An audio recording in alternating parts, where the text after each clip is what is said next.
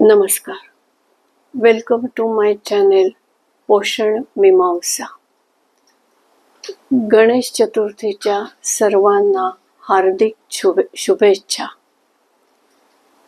सुखकर्ता, दुःखहर्ता, विघ्नहर्ता, बुद्धिदेवता श्री गणपतीची सर्वांवर कृपा राहू दे. या बुद्धिदेवतेला नैवेद्य दाखवण्यासाठी उकडीचे मोदक केले जातात. हे मोदक तांदूळाची पिठी,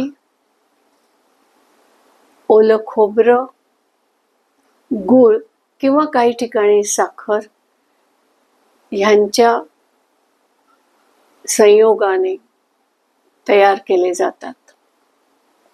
म्हणजे गूळ खोबऱ्याचं सारण भरलं जातं आणि तांदूळाची पारी केली जाते. सर्वसाधारणपणे तांदूळाची पिठी म्हणजे कॉम्प्लेक्स कार्बोहायड्रेट आणि थोडंसं फायबर.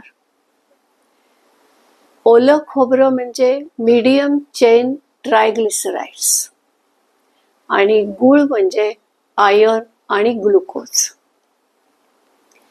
हे सर्व पदार्थ एकमेकाला पूरक आहेत. एकही पदार्थ दुसऱ्या पदार्थाच्या ॲब्झॉर्प्शन आणि ॲसिमिलेशन वरती अवरोध करत नाही. म्हणजे ह्या सर्वांचं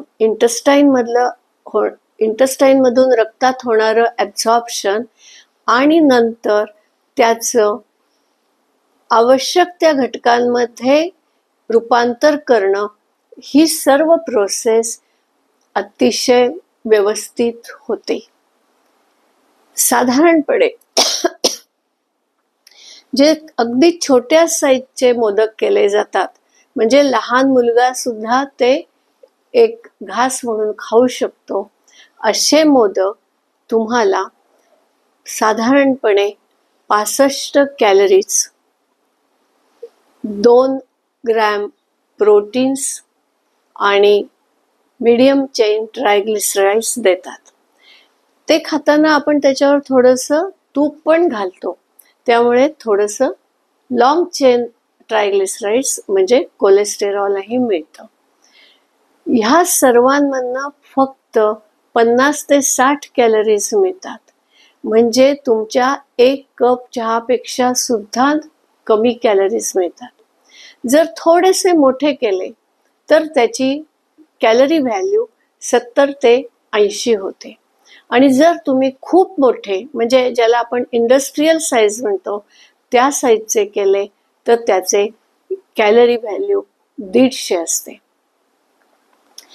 म्हणजे सर्व घटकांचं योग्य प्रमाण आणि अत्यंत कमी कॅलरीज असा हा पदार्थ आहे.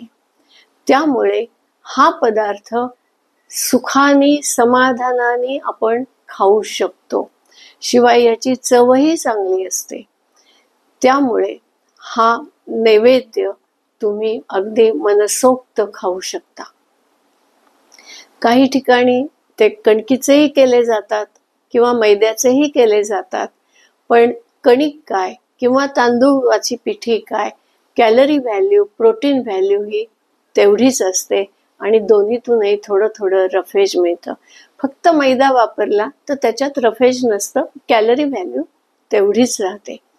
तेव्हा कुठलंही गिल्ट न बाळगता अगदी हायपरलिपिडेमियाचा पेशंट, डायबिटीसचा पेशंट, हायपरटेन्शनचा पेशंट हे व्यवस्थित खाऊ शकतात.